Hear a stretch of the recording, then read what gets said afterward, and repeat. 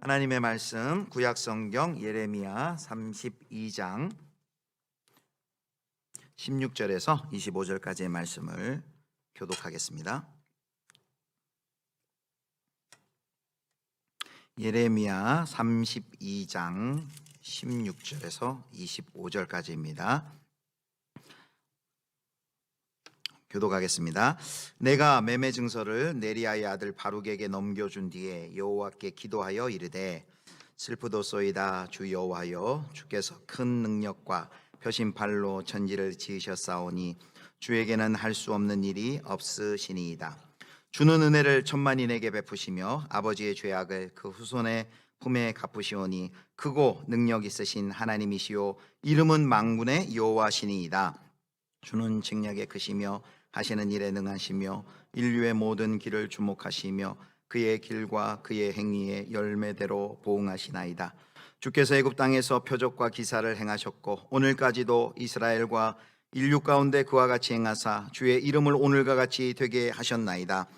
주께서 표적과 기사와 강한 손과 펴신 팔과 큰 두려움으로 주의 백성 이스라엘을 애굽 땅에서 인도하여 내시고 그들에게 주시기로 그 조상들에게 맹세하신 바 젖과 꿀이 흐르는 땅을 그들에게 주셨으므로 그들이 들어가서 이를 차지하였거늘 주의 목소리를 순종하지 아니하며 주의 율법에서 행하지 아니하며 무릇 주께서 행하라 명령하신 일을 행하지 아니하였으므로 주께서 이 모든 재앙을 그들에게 내리셨나이다.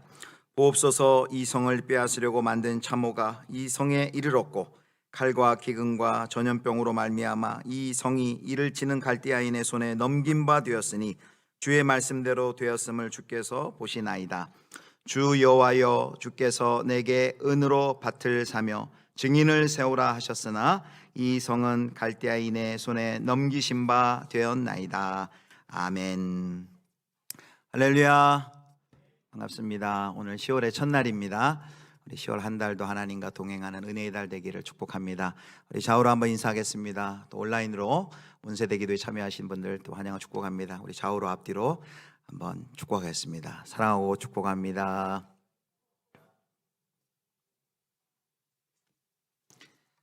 네, 오늘은 구약의 기도 이제 6번째 예레미야의 기도입니다. 지난주에 혹시 누구 기도했는지 기억하세요? 설교의 내용까지는 제가 기대하지 않고요. 혹시 누군지, 다니엘, 감사합니다. 다니엘의 기도 우리가 살펴봤습니다. 70년 만에 이제 회복되어 고토로 귀환할 것에 대해서 예레미야의 책을 읽다가 그 70년의 의미를 다니엘이 깨닫고 하나님께 기도했는데, 특별히 이 다니엘의 기도는 응답되는 기도라기보다는 응답하는 기도, 하나님이 누구시고 하나님이 어떤 분이시고 어떤 일을 하시고 무엇을 기뻐하시는지를 깨달아서 그 하나님의 의도와 목적에 나를 맞추는 그런 기도다라고 살펴봤습니다. 이제 오늘은 예레미야의 기도입니다. 예레미야 기도 방금 읽었는데요, 16절부터 25절까지 왜 예레미야가 이 기도를 했는가, 배경을 알아야 됩니다. 그 배경이 16절에 이렇게 나와 있어요. 16절 보겠습니다. 내가 매매 증서를 네리야의 아들 바룩에게 넘겨준 뒤에 여호와께 기도하여 이르되, 이 예레미야가 이제 부동산 중개를 한 다음에 기도를 한 겁니다. 요즘식으로 말하면 도대체 예레미야가 무슨 부동산 중개를 했는지 그 내용이 이제 32장 1절부터 15절까지예요. 그래서 오늘은 서론이 조금 길어요. 왜냐하면 이 배경을 잘 이해해야 예레미야가 기도한 이유를, 기도를 왜 했는지를 알 수가 있습니다. 자, 이제 배경을 좀 설명드리면요, 우리가 읽지는 않았지만 이미 바벨론 왕의 군대가 예루살렘을 다 지금 포위한 상태입니다. 그리고 예레미야는 이제 시위대의 뜰에, 그러니까 감옥에 갇혀 있는 그런 상황입니다. 왜 예레미야가 감옥에 갇혔냐면 그가 전한 예언, 메시지 때문이었습니다. 이제 예루살렘, 이제 우리 유다 왕국은 저 바벨론 나라에 패망한다. 그들을 상대할 생각하지 말고 이제 우리는 분명히 패망하고 왕도 곧 끌려간다, 이런 예언을 합니다. 그리고 우리나라는 이제 수치를 당하게 될 것이다. 여러분, 이 예언 누가 좋아하겠어요? 특별히 거기 보면 왕도 이제 끌려갈 것이다, 포로로 끌려갈 것이다, 이런 민족의 패망에 대한 예언을 줄기차게 예레미야가 한 것입니다. 그러니까 그 예언을 들은 시드기야 왕이 기분이 나쁜 거죠. 그래서 이 예레미야를 궁중 안에 시위대들에 데려다가 감옥에 갇혀버립니다. 더 이상 예언하지 못하도록 감옥에 가두어 버린 것입니다. 그런데 감옥에 갇혀 있던 이 예레미야에게 하나님의 말씀이 임한 거예요. 하나님의 예언이 임한 것입니다. 그 내용이 이제 6절에 있고 6절의 그 예언의 말씀을 들어서 이제 예레미야의 반응이 8절과 9절에 있습니다.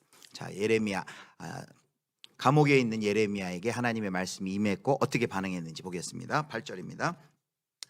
여호와의 말씀과 같이 나의 숙부의 아들 하나멜이 시위대 뜰안 나에게 와서 이르되 청하노니 너는 베냐민 땅 아나돗에 있는 나의 밭을 사라.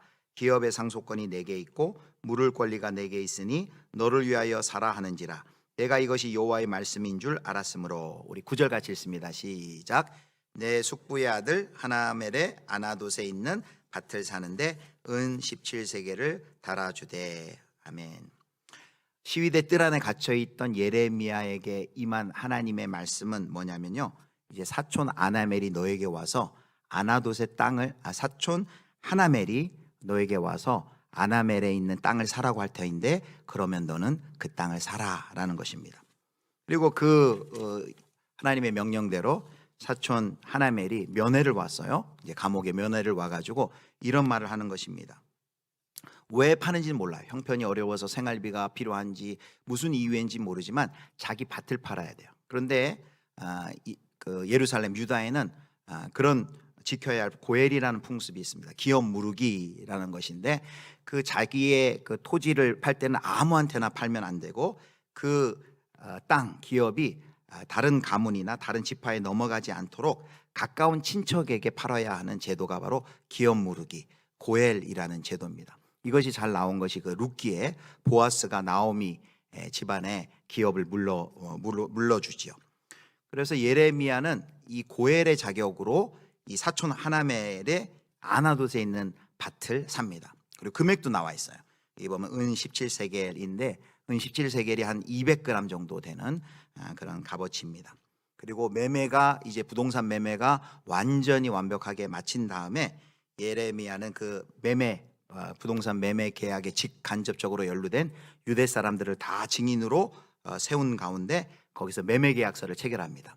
요즘식으로 똑같이 해요. 두 통을 체결해요. 그래서 한 통은 봉인을 하고 한 통은 봉인을 하지 않은 채로 그 토기에 담아서 그걸 누구에게 전하냐면 거기 오늘 나온 바룩 16절에 보면은 네리야의 아들 바룩에게 그걸 넘겨줍니다. 부동산 매매를 아나멜의 그 땅을 은 17세겔을 주고 부동산을 산 다음에 그 다음에 기도를 하는 거예요. 자, 여러분, 그렇다면 이 기도가 이제 어떤 기도를 이 예레미야가 드리게 될까요? 자, 하나님께서 왜 이런 명령을 부동산을 거래하라는 명령을 한 것일까 우리가 생각해 봐야 됩니다. 여러분, 지금 온 적군이 다 예루살렘을 포위하고 있어요. 여기 이제 우리가 뒤에 읽은 데 보면 25절에 보면 참호가 이 성에 이르렀고 그 성에 다 대적들이 다 들어와서 포위하고 있고 그리고 아나돗 땅도 적군이 다 진을 치고 있어요. 그런데 하나님이 뭐라고 말씀하시냐면 거기 그럼 적군들이 다 들어와 있는 그 아나돗의 땅을 사라 이렇게 말씀을 하는 것입니다. 나라가 곧 망하는데 이제 내일이면 곧 나라가 망하는데 그 땅을 사라는 거예요. 여러분, 이것은 마치 이것과 비슷해요. 내일 어느 회사가 이제 부도가 날 건데 그 회사 부도 날 회사의 주식을 왕창 사라라는 것입니다. 그러니까 그 예레미야가 그 부동산을 그 아나돗의 땅을 사는 것을 본 주위 사람들의 반응은 혀를 차고 손가락질했을 겁니다. 미쳤어 이제 곧 나라가 망할 텐데 무슨 득을 보자고 저 땅을 사는 거야. 평소에는 그렇게 돌아다니면서 미친 사람처럼 이 나라가 이제 바벨론에게 망한다고 적군이 다 들어와 있는데 이제는 감옥에 갇히더니만 돈을 들여가지고 거금을 들여서 저 땅을 사네. 저 예레미야 완전히 미친 거 아니야? 하고 사람들이 손가락질을 했을 것입니다. 정말 현실적이지 못하고 정말 어리석고 저 사람은 미친 사람이다 라고 모두가 손가락질을 했을 것입니다. 그렇다면 하나님께서는 왜 이 거래를 명령하실까요? 자, 15절 보겠습니다. 15절. 자, 15절 말씀 같이 읽겠습니다. 시작. 만군의 여호와 이스라엘의 하나님께서 이와 같이 말씀하시니라. 사람이 이 땅에서 집과 밭과 포도원을 다시 사게 되리라 하셨다 하니라. 아멘. 지금 하나님께서 하나님의 그 예루살렘 남한국 유다에 대한 심판은 이제 더 이상 돌이킬 수 없습니다. 거기는 심판받아 멸망당할 것이 이제 뻔해요. 그런데 하나님께서 지금 무엇을 상징적인 이 예레미야의 밭을 사는 행동을 통해 지금 무엇을 사람들에게 보여주려고 하는가 하면요, 이제 이 나라는 죄악 때문에 멸망하고 패망당하겠지만 그러나 다시 회복되어서 이스라엘 백성들이 포로에서 돌아와서 그 땅을 다시 사고 파는 그런 회복이 분명히 있을 것이다. 바로 그것을 보여주는 상징이 뭐냐면 이 예레미야가 바로 그 아나돗에 있는 밭을 사는 것입니다. 그래서 아나돗의 밭을 산 후에 이 예레미야가 드린 기도가 오늘 16절부터 바로 25절입니다. 굉장히 좀 배경이 길죠? 자, 그러면 예레미야가 어떤 기도를 했는지 한번 보도록 하겠습니다. 자, 17절입니다. 17절 말씀만 먼저 한번 보겠습니다. 같이 한번 읽겠습니다. 예레미야의 기도입니다. 시작. 슬프도소이다 주 여호와여, 주께서 큰 능력과 펴신 팔로 천지를 지으셨사오니 주에게는 할 수 없는 일이 없으시니이다. 아멘. 여러분, 예레미야의 기도가 이렇게 시작할 때 당혹스럽지 않으세요? 시작을 딱 했는데 뭐 이렇게 하나님을 영광 돌리고 찬양하는 게 아니라 뭐부터 시작해요? 하나님 슬픕니다 하고 시작합니다. 이게 무슨 말인고 하면요, 하나님의 명령에 따라서 밭을 사라고 해서 샀기는 샀는데 자기가 생각해봐도 이건 너무나도 부질없는 짓이에요. 이제 바벨론의 적군들이 사방 포위하고 이제 내일 모레면은 곧 이 나라가 망할 텐데 그 땅을 돈을 주고 사라니, 내가 거기서 뭐 농사를 지을 보장도 없고 열매를 얻을 보장도 없고, 내가 지금 감옥에 갇혀 있는데 풀려날지 죽을지도 모르고 그 땅을 밟아볼지도 모르는데 그 땅을 사라니요. 아마 이런 의미가 있는 것입니다. 당혹스러움을 표현한 것이죠. 그리고 이제 그 뒤에 보면 이 예레미야의 기도에 그런 당혹스러움이 곳곳에 이제 묻어 있는 것을 우리가 보게 될 것입니다. 그러나 이렇게 당혹스러움을 표출했지만 이 예레미야는 하나님을 붙들고 기도 시작합니다. 뭐라고 기도하냐면 17절에 이렇게 얘기하죠.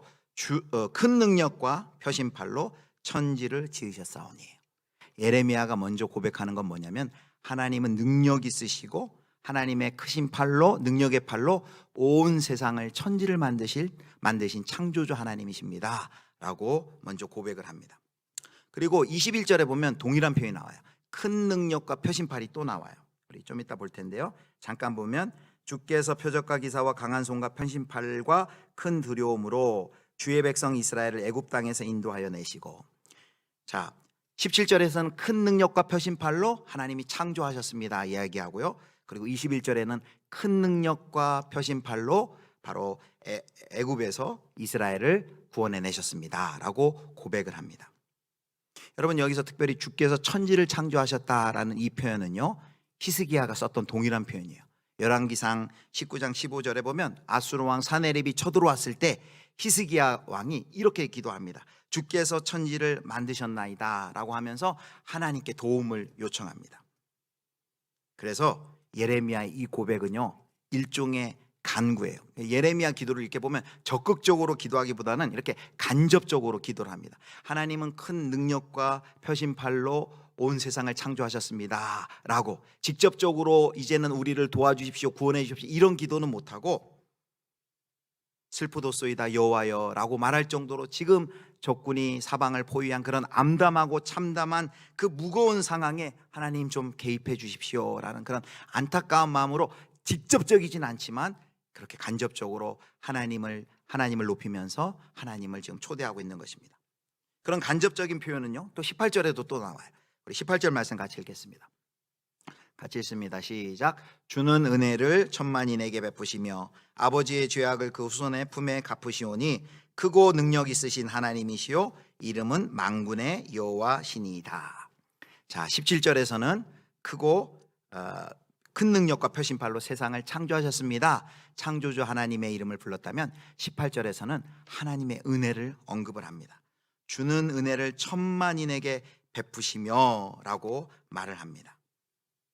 그래서 여기 이제 천만인에게 베푸시며 라는 뜻은 그 세번역 성경에 보면 이렇게 번역했습니다. 수천 대에 이르기까지. 주님께서는 은혜는 수천 대에 이르기까지 베풀어 주시지만 조상의 죄는 반드시 자손이 치르게 하시는 분이시며 위대하시고 전능하신 하나님이시요 만군의 주님으로 이름을 떨치시는 분이십니다. 다시금 그 천만인에게 천대까지 수천 대에 이르기까지 베푸시는 그 하나님의 은혜를 우리에게 좀 베풀어 주실 수 없습니까? 라고 간접적으로 이렇게 기도하고 있습니다. 자, 그 다음에요, 예레미야가 뭘 또 기도하면요, 20절부터 21절 가면 하나님께서 이스라엘의 역사 가운데 어떠한 일을 행하셨는지 구원의 역사를 회고합니다. 자, 20절을 보겠습니다. 주께서 애굽 땅에서 표적과 기사를 행하셨고 오늘까지도 이스라엘과 인류 가운데 그와 같이 행하사 주의 이름을 오늘과 같이 되게 하셨나이다. 지금 무슨 사건을 끄집어내고 있어요? 주님의 표적과 기사를 통해서 출애굽한 그 애굽 땅, 이집트 땅에서 고생하고 유리하던 이스라엘 백성들을 끄집어냈던 그 구원의 역사를 회고를 합니다. 그리고요, 이제 22절에 보면 이제는 가나안 땅, 젖과 꿀이 흐르는 땅을 선물로 주신 그 구원의 역사를 회고를 합니다. 자, 22절을 보도록 하겠습니다. 자, 그들에게 주시기로 그 조상들에게 맹세하신 바 젖과 꿀이 흐르는 땅을 그들에게 주셨으므로. 자, 여러분, 하나님의 은혜는 그 이스라엘의 역사 가운데 유유히 흐르는 하나님의 은혜는 400여 년 동안 애굽 땅에서 종살이하던 이스라엘을 구원해내셨고, 그리고 광야 30년 세월을 통해서 젖과 꿀이 흐르는 땅 가나안 땅, 그 약속의 땅으로 하나님께 인도해 주셨어요. 그런데 이스라엘 백성은 어떻게 했습니까? 하나님은 신실하셨지만 그들은 신실하지 못하고 하나님께 반역하고 바알을 섬기고 우상을 섬기는 그런 죄악을 범했습니다. 그래서 23절을 보면 그 이스라엘의 죄악상을 삼중적으로 고발을 합니다. 아니하며. 잘 보세요. 같이 읽겠습니다. 시작. 그들이 들어가서 이를 차지하였거늘 주의 목소리를 순종하지 아니하며 주의 율법에서 행하지 아니하며 무릇 주께서 행하라 명령하신 일을 행하지 아니하였으므로 주께서 이 모든 재앙을 그들에게 내리셨나이다. 아멘. 목소리를 순종하지도 않았어요. 주의 율법에 행하지도 않았어요. 명령하신 일을 행하지 아니하였습니다. 이스라엘 백성이 이렇게 불순종했습니다. 그래서 그 결과 주님께서 이 모든 재앙을 그들에게 내리셨습니다 라고 고백을 합니다. 자, 여러분, 이스라엘의 불순종은 그냥 일시적, 잠깐 생각을 잘못해서 한 게 아니에요. 아주 노골적으로, 그리고 오래, 가나안 정착이 오래된 그들의 불순종입니다. 배은망덕한 그들의 행동에 하나님께서 심판하시는 것이죠. 그래서 이제 24절에 그들에게 닥친 그 심판의 모습을 24절에 이렇게 묘사를 합니다. 그 위태로운 지금 눈앞에 보여지고 있는 상황이에요. 자, 24절 같이 읽겠습니다. 시작. 보옵소서, 이 성을 빼앗으려고 만든 참호가 이 성에 이르렀고 칼과 기근과 전염병으로 말미암아 이 성이 이를 치는 갈대아인의 손에 넘긴 바 되었으니 주의 말씀대로 되었음을 주께서 보시나이다. 아멘. 자, 이제 기도가 다 끝나가요. 지금 눈앞에 어떤 일이 벌어지고 있어요? 자, 바벨론의 대적들이 지금 막 성까지 다 와가지고 참호를 파놨고 그 칼과 기근과 전염병이 온 성 안에 가득합니다. 주의 말씀대로 그대로 심판이 눈앞에 펼쳐지고 있는 이 상황입니다. 25절에 이제 하고 싶은 말 이제 하는 거예요, 예레미야가. 그런데요, 하나님, 이게 웬 말입니까? 25절 같이 읽겠습니다. 시작. 주 여호와여, 주께서 내게 은으로 밭을 사며 증인을 세우라 하셨으나 이 성은 갈대아인의 손에 넘긴 바 되었나이다. 아멘. 여러분, 이 뉘앙스를 아시겠습니까?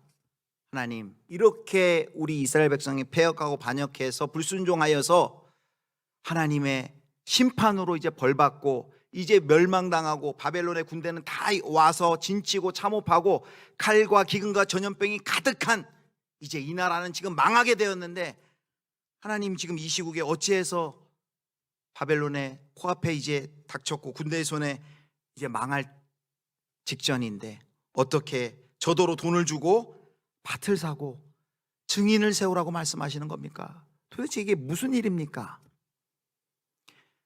하라고 해서 순종해서 그 밭을 샀기는 샀지만 예레미야 마음 가운데 무슨 갈등이 있는 거예요? 무슨 당혹감이 있는 거예요? 도저히 이해가 안 되는 거예요. 아무리 선지자라 하지만 지금 완전히 망해서 내가 그 밭을 산들 그 밭을 한번 구경이나 할 수 있을지 발로 밟아볼 수 있을지 완전히 날리는 건데 그 밭을 사라니 하나님 이게 무슨 말입니까?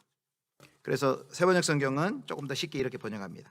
주 하나님, 어찌하여 주님께서는 이 도성이 이미 바벨로니아 군대의 손에 들어가게 되었는데 저더러 돈을 주고 밭을 사며 증인들을 세우라고 말씀하셨습니까? 그래서 여러분, 예레미야의 기도는요 여기가 끝이에요. 예레미야 기도는 이걸 하나님께 물어본 거예요. 밭을 사라고 해서 순종을 했는데 도대체 아무리 생각해봐도 저는 이 의미를 모르겠습니다. 주님, 그의 마음의 혼돈 그리고 갈등, 당혹스러움 그 마음을 다 담아서 지금 기도한 것입니다. 그리고 이제 나머지는 26절부터 마지막 44절까지는 하나님의 응답이에요. 제가 시간 관계상 읽지는 않았지만 이제 뒤에 짧게 설명하겠지만 한번 읽어보시면 좋겠습니다. 그래서 27절 이후에 하나님의 응답은 크게 두 부분으로 정리를 할 수 있습니다. 첫 번째 부분은 27절부터 이제 35절까지는 이거예요. 예레미야가 했던 기도를 그대로 하나님이 받으셔서 다시 이야기합니다. 그래, 이 말대로 너희들의 말대로 이제 갈대아인들이 이 성을 함락시킬 것이다. 그렇게 된 것은 이스라엘과 유다 자손이 나에게 패역하고 반역하고 불순종하고 바알 숭배하고 끊임없이 내가 너희들 백성을 가르쳤지만 너희들 내 말 듣지 않았고 하나님 주신 땅에 우상과 가증한 거 세웠지. 그 심판으로 너희는 멸망당할 수밖에 없다. 이렇게 얘기합니다. 그리고요 거기서 끝나지 않아요. 두 번째 단락이요 36절부터 44절에 이제 하나님의 약속이 기록이 됩니다.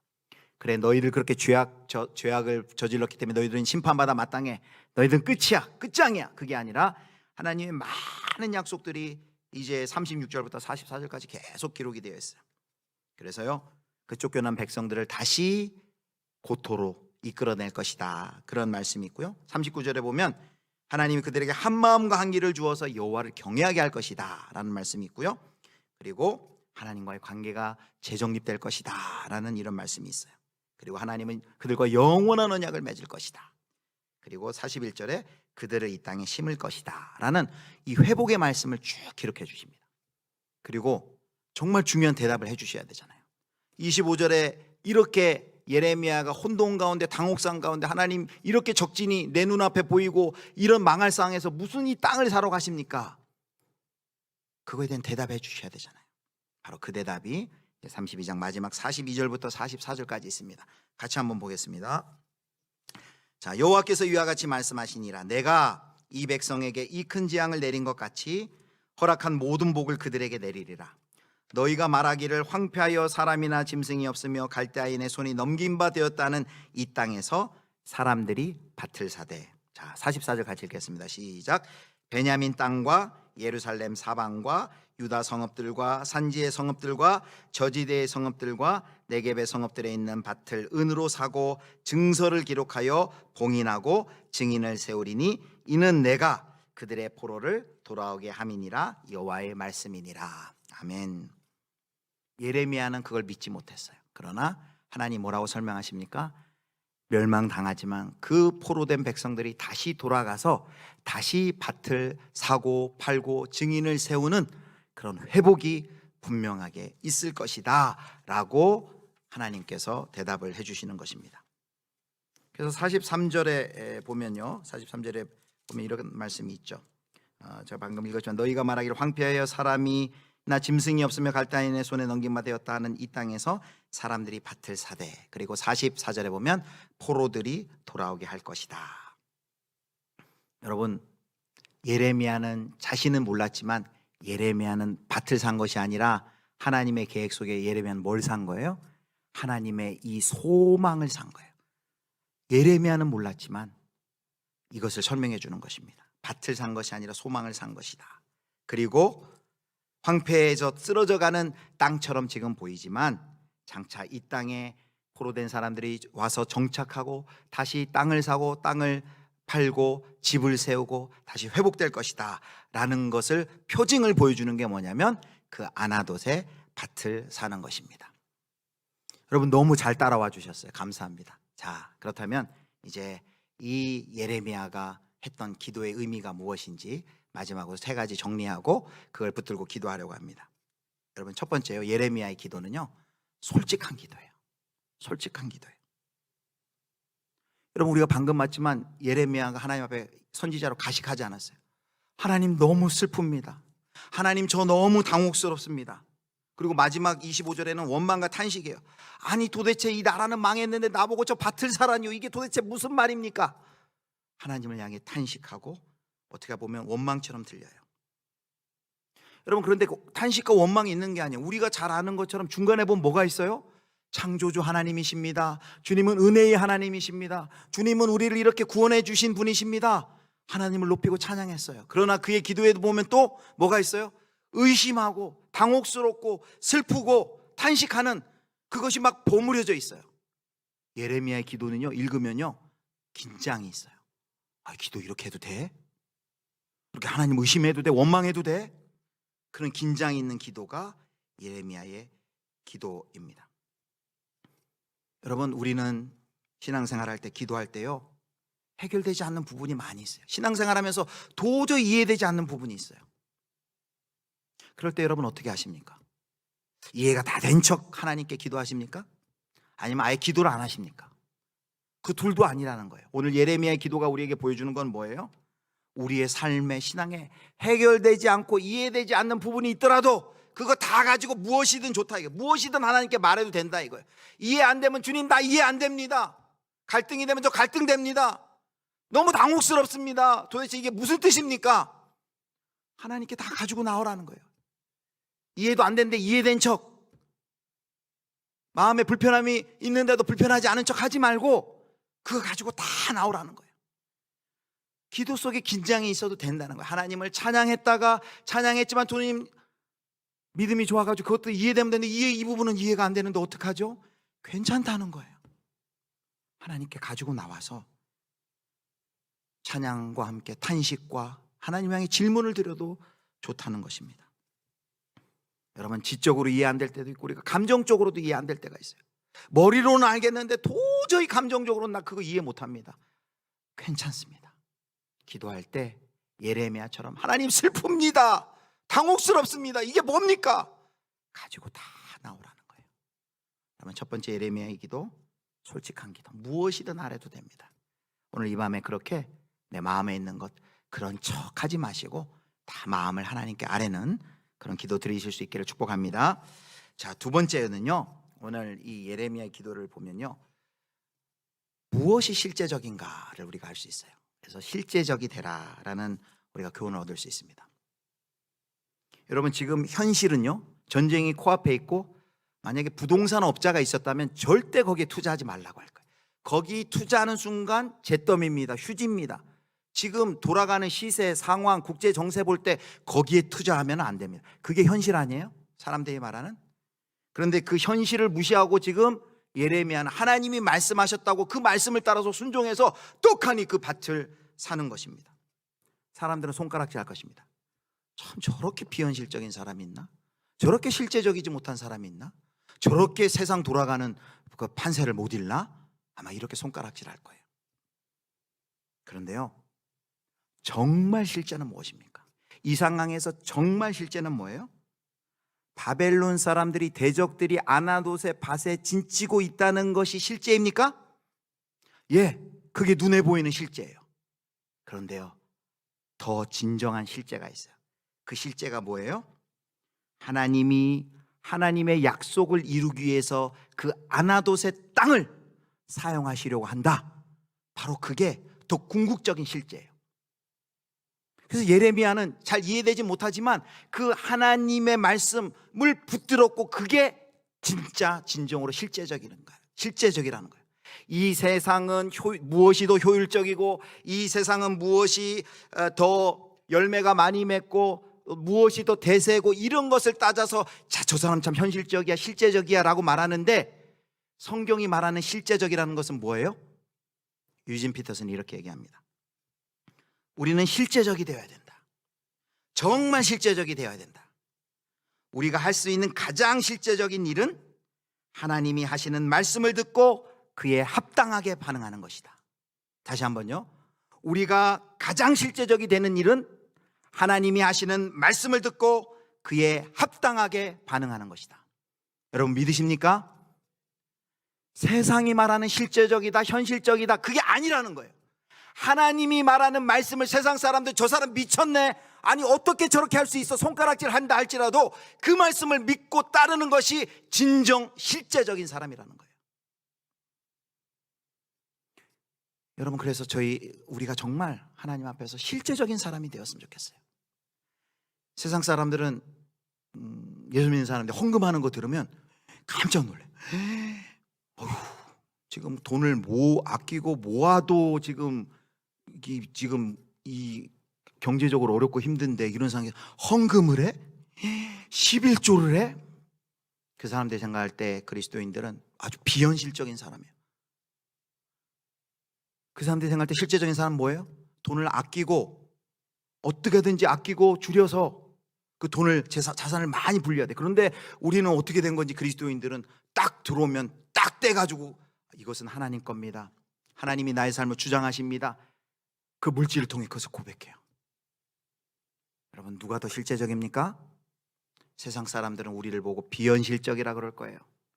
실제적이 아닐 거라 그럴 거예요. 그러나 하나님의 하시는 말씀을 듣고 그에 합당하게 반응하는 것이 진짜 실제적인 사람이라는 거예요.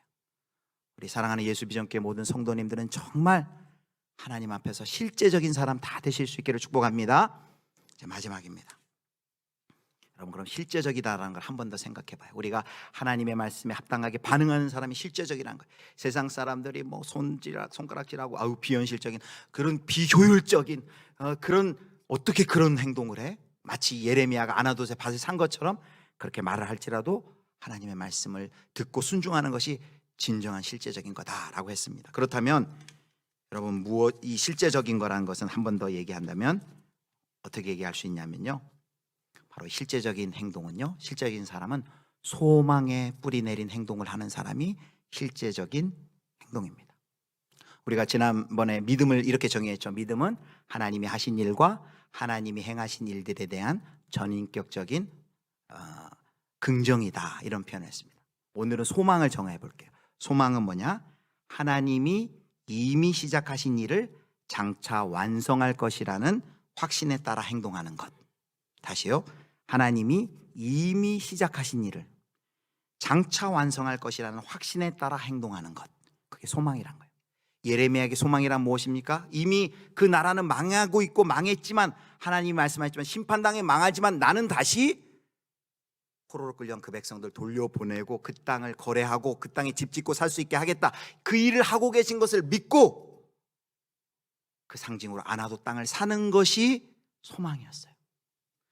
그 소망에 뿌리 내린 행동이, 그 하나님의 구원의 역사에 그 계획에 뿌리 내린 행동이 바로 아나돗 땅을 사는 것입니다. 그런 것처럼 여러분, 실제적인 사람은 어떤 사람입니까? 바로 하나님이 주시는 소망에 깊이 뿌리 내린 행동을 하는 사람이 실제적인 사람이라는 거예요.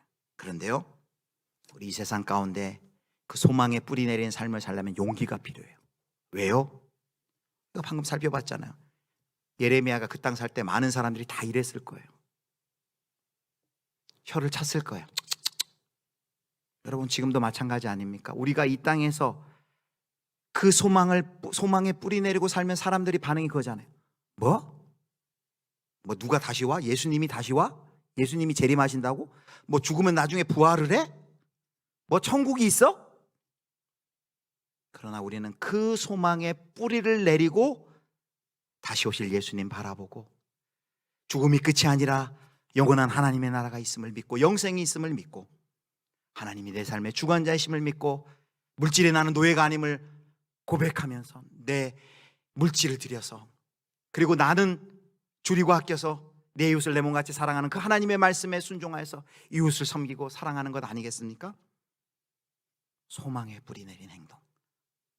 그 행동을 하는 사람이 바로 실제적인 사람이다라는 것입니다. 여러분 잘 아시는 천국의 비유의 마태복음 13장 44절에 이렇게 말합니다. 천국은 마치 밭에 감추인 보화와 같으니 사람이 이를 발견한 후 숨겨두고 기뻐하며 돌아가서 자기의 소유를 다 팔아 그 밭을 사느니라. 그 밭에 보화가 있다는 것을 모르는 사람들은 다 팔아가지고 그 밭 사면 역시 똑같이 이럴 겁니다. 저 사람 미쳤네, 미쳤어. 저 얼마나 값어치 되지도 않는 저 땅을, 소유를 다 팔아서 사? 그러나 그 사람 분명히 보았죠. 하나님의 하늘의 소망을 보았기 때문에. 말씀을 맺겠습니다. 오늘 예레미야의 아나도 땅을 그 사는 그 행동을 했던 기도는요, 하나님의 그 구원의 역사가 믿겨지지 않고 이해되지 않아 당혹해서 하나님께 드린 당혹감 속에 드린 기도입니다. 첫 번째, 솔직한 기도. 무엇이든 하나님께 다 이야기해야 돼요. 기도의 처음부터 마지막까지가 다 막 찬양과 경배와 감사와 미사력으로 없어도 돼요. 슬프면 슬프다 하시고, 탄식이 나오면 탄식이 된다 하시고, 나 도대체 이해 못하겠습니다 말씀하셔도 됩니다. 다 무엇이든지 말해도 좋습니다. 두 번째, 실제적이 되십시오. 무엇이 실제적이라 했습니까? 하나님이 하시는 말씀을 듣고 그에 합당하게 행동하는 것. 하나님의 말씀에 순종하는 것이 진정 실제적인 것임을 믿으시길 바랍니다. 마지막, 그렇게 실제적인 사람은요, 하나님의 그 소망에 뿌리 내린 행동을 하는 것입니다. 세상 사람들은 다 바보 같다고, 비현실적이라고 하고, 비효율적이라고 하고, 그렇게 어떻게 세상을 살아가냐, 대세를 따라라, 이런 말 할지라도요, 우리는 하나님이 주시는 분명한 소망이 있습니다.